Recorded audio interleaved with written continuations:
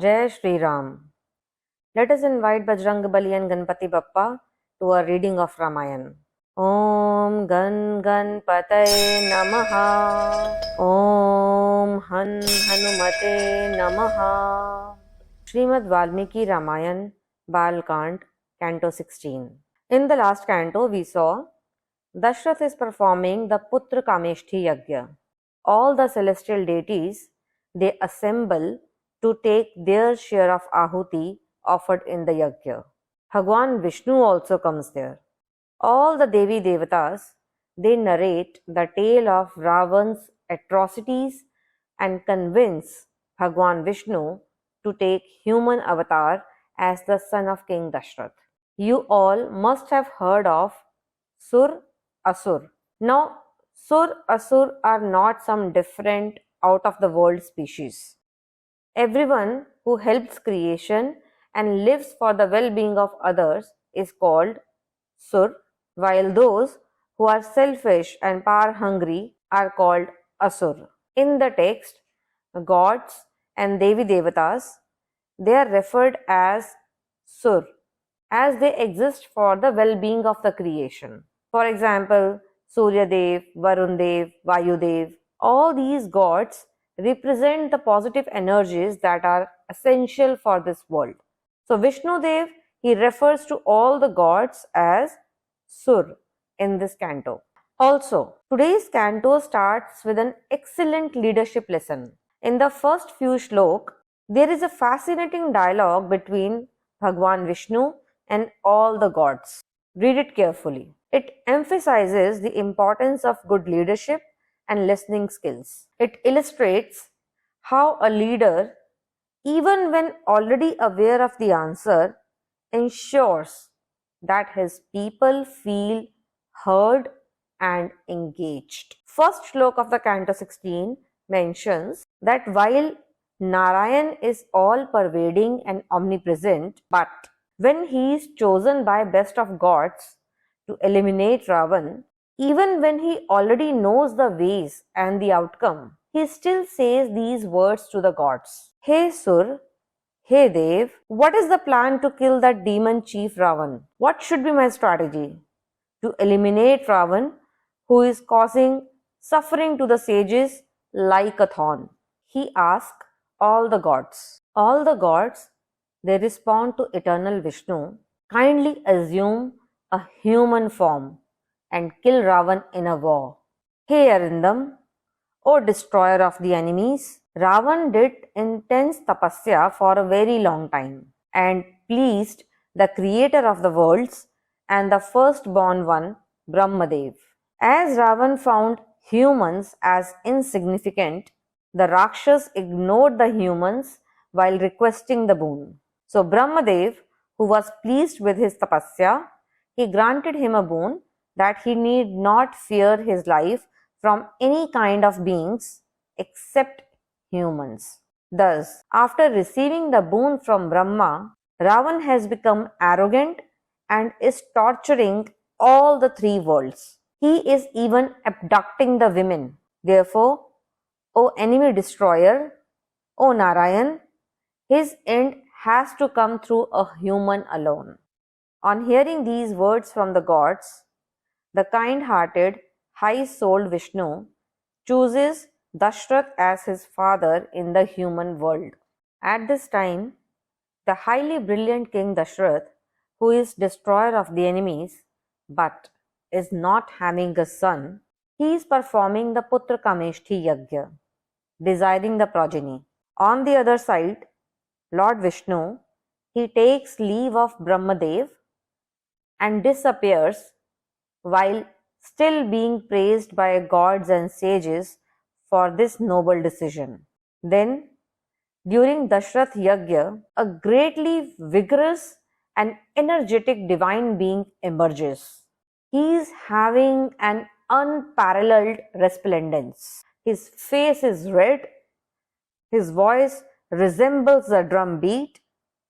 He is dressed in black and red garments and decorated with divine ornaments. His features are auspicious. His moustache is as shiny and soft as a lion's mane. He has excellent hair. He stands tall like a mountain peak and is valiant like a proud tiger. This Yagya Purush brings a large golden vessel with him. He is carefully carrying this divine vessel in both his hands as if carrying his beloved wife. The vessel is made from refined gold, covered with a silvered lid, dazzling like the sun and glowing like blazing fire. It is filled with divine payasam dessert. On seeing the king Dashrath, Yagya Purush says to him, O king, you know I have come here on the instructions of Prajapati Brahma. King Dashrath joins his palms and greets the divine being with a namaskar and says, Hey Bhagwan, te swagatam astu. I welcome you. What shall I do for you? Then Prajapati's divine messenger again says these words, O tigerly brave king, as you have successfully propitiated the gods, you are rewarded. This payasam is prepared by the Devatas. It is a blessed dessert that improves health, enriches affluence and progeny. Take this. O king, distribute it among your eligible wives and let them consume it. The wives will bear sons and your purpose of conducting this ritual will be accomplished. The king is delighted. He wholeheartedly and respectfully receives the God-given golden vessel full of divine food. Overwhelmed with joy, Dashrath reveres the astonishing and delightful Yagya Purush and performs circumambulations around him. On receiving the divine dessert prepared by the gods, Dashrath is highly gladdened, just like a poor man gets overjoyed on obtaining unforeseen wealth. After completing his duty of giving the golden vessel, the divine being, astonishing in form and glowing in physique, disappears then and there. Lit up with the beams of happiness, Dashrath's palace chambers are shining like the autumnal sky, brightened with the rays of full moon. Dashrath enters the inner chambers of the palace and says these words to Queen Kaushalya. This payasam has the power to beget you sons. Take it. The king then gives half of the payasam to Queen Kaushalya. He then gives half of the remaining half, that is 1/4 portion, to Queen Sumitra. He gives half of the next remaining half, that is 1/8 portion, to Queen Kaikeyi for the sake of a son. And after thinking for a while, he gives the final portion, 1/8 again, to Queen Sumitra. And thus the king apportions and distributes the dessert differently among his wives. The excellent queens of King Dashrath are highly radiant like sun and fire. The queens are extremely delighted and feel honored and rewarded on receiving the dessert. After consuming this nectar-like dessert, the queens become pregnant after some time. Seeing his queens with the confirmed pregnancies, Dashrath regains his composure of mind. Dashrath, who is adored by gods, Indra, and sages alike, he is as happy now as Lord Indra is in his heavens. And thus ends the Canto 16 in the Bal Kand of Srimad Ramayana, the first and oldest epic by Rishi Valmiki.